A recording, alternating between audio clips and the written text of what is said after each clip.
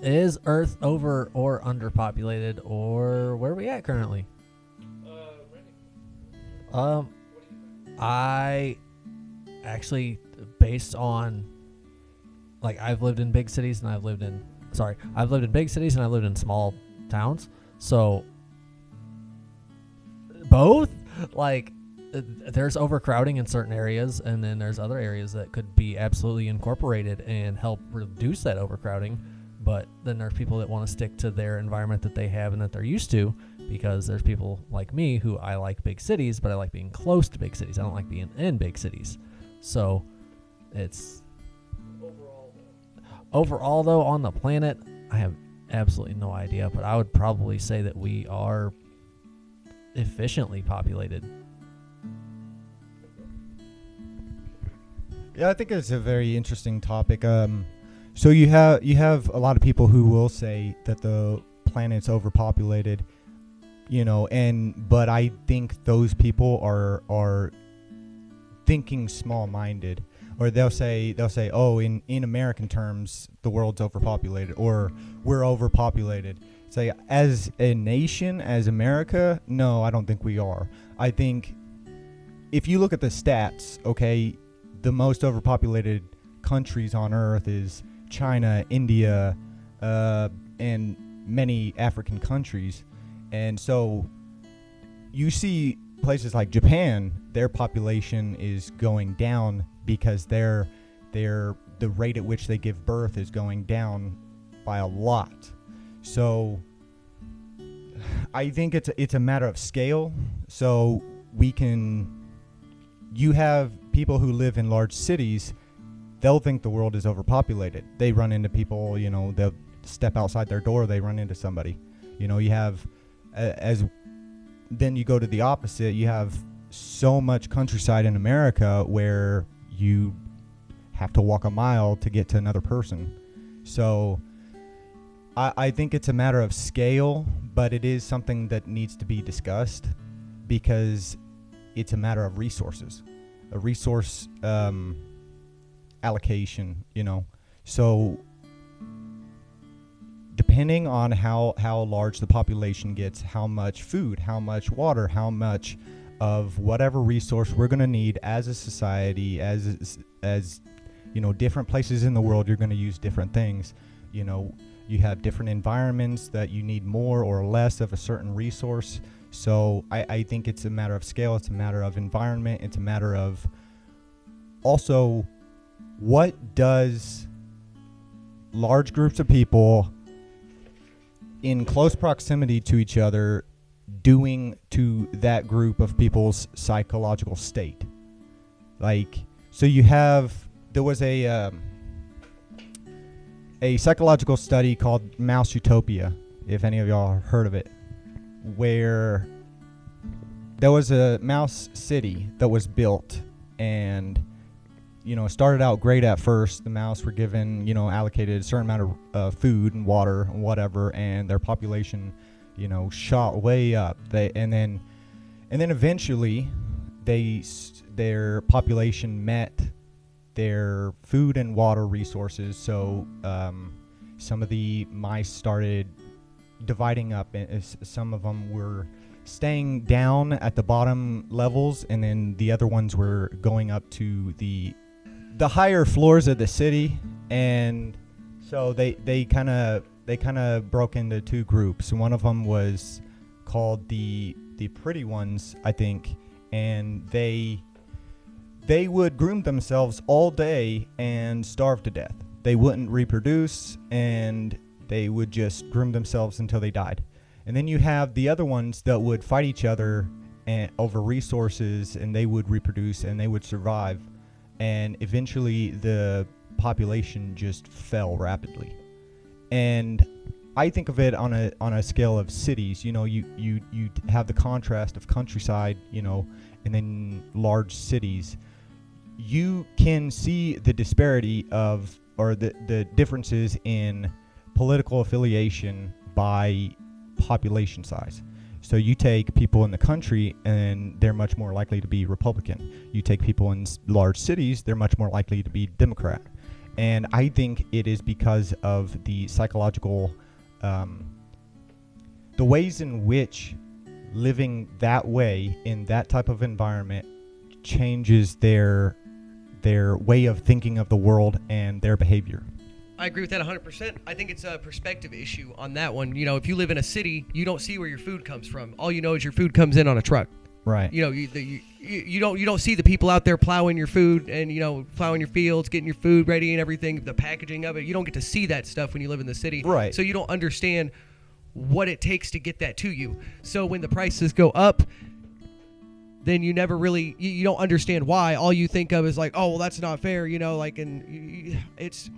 And then same thing with the people in the country. You know, they don't understand the importance of people like in the city because they're doing the technological advancements. We got enough brains together to make these technological advancements happen to make our lives easier out here. Right, and you can see the difference. I mean, you have, so people in the countryside or some rural areas, they're much more likely to value hard work in the form of physical labor, whereas city people, they're more than likely sitting in an office all day having to do crunch numbers. Yeah. So both sides are necessary, and as society advances more and our civilizations grow, we do need both.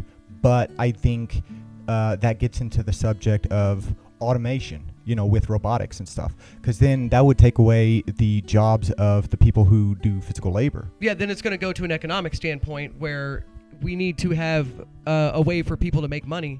But if there's no work because it's all been automated, then why would they pay somebody for sitting around and doing nothing? You know, and that's where they were trying to go with the whole stimulus check thing, I think, was trying to get to where we could do something like that. But it's not really feasible because it's a power thing. Money's a power thing. You know, if you're not working for me, then you're not getting paid.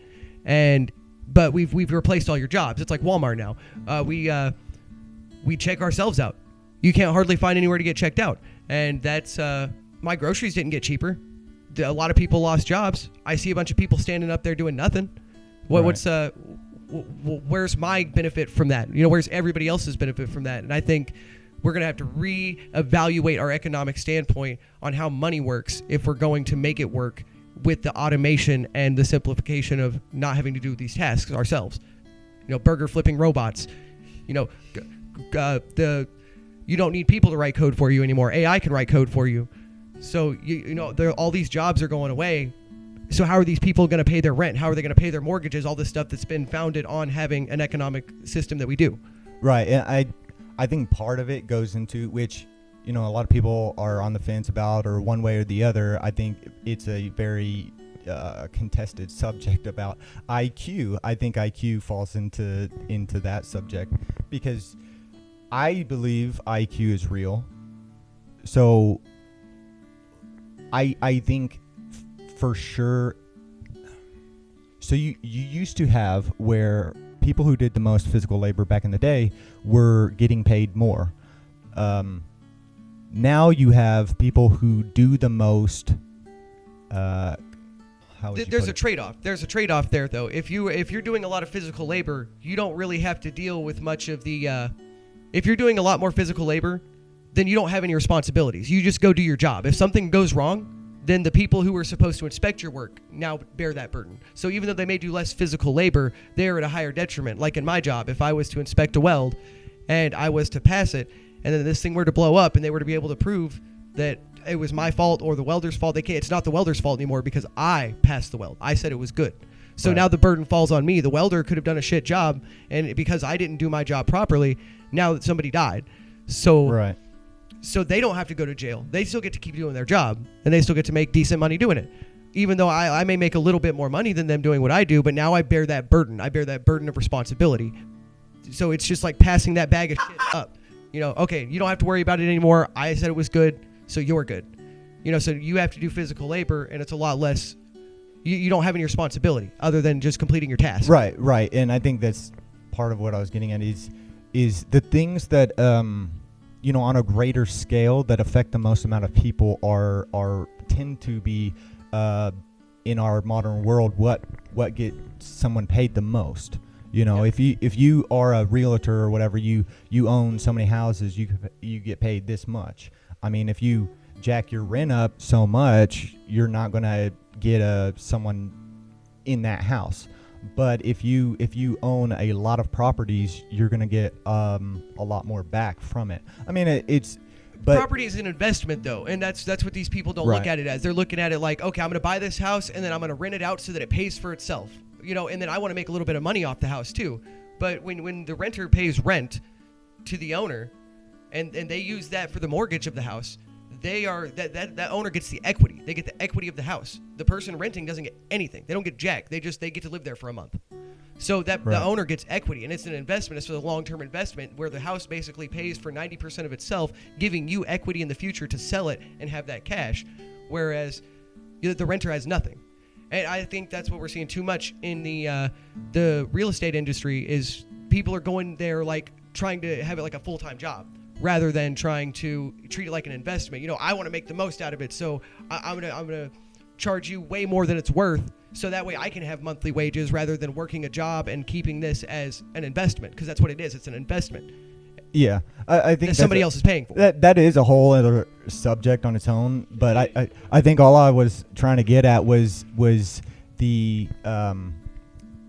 hierarchy of wages or salary or whatever the population, the population, overpopulation, underpopulation. The scale at which how our system is today, and how people get paid based off of the value of their work that they put in, and so yeah. So to recap, do you think we're overpopulated? To recap, do I think we're overpopulated or underpopulated? I think if you were to go to certain areas, such as China or India, I'd say, yeah. I would say they would have to, make some changes into how they live their life because, a lot of these places are considered third world countries or places that are further behind in advancements in technology that affect their society, their people, than, first world countries such as the U.S. But the first world countries, they have them populate themselves so much that they can do all the dirty work for us. Because we don't want to go mine a cobalt mine, but we'll let the kids in India do it. Right? How is that? That's not right, but that's just the way it goes. It's an economic thing. They make money off of it. They get to live, and they know if they produce more children and stuff, then they can have more people making more stuff, so that the people at the top can then go sell it to these people and give these people enough bread to make it to the next day. Right. I think the overpopulation issue is sure, that plays a part of it, but yeah, they're getting scraps of money from the U.S., but that they're using that to advance their society, to get food and water and other resources to them that are not as easily available in their location. So they have more, and that gives them, more reason to procreate, to reproduce, to have kids, to be able to raise them, to be able to give them better standards of living than they had before. And in the U.S., we've been living for decades with the advanced technology that we have that a lot of people do take, for granted. But that's why we're seeing our population not or our the rate at which we give birth go down, because our lives are easier. So we have, and I think we have a lot more distractions, like entertainment, a lot of different forms of entertainment. So we don't see as much of a value in reproducing and raising kids and passing on values as they do. So I do think it's a matter of scale. It's depending on the location. I think in the U.S. we're underpopulated, but in certain other areas they're overpopulated, and they're getting more overpopulated. But it is I think you have to look at the variables at play in those locations. I'm going to kind of go based off a little bit of your guys' discussion there. Okay, so quality control. How quality has seemed to gone down while the pursuit of quantity has gone up. Would you say that that's probably related to the overpopulation and or underpopulation?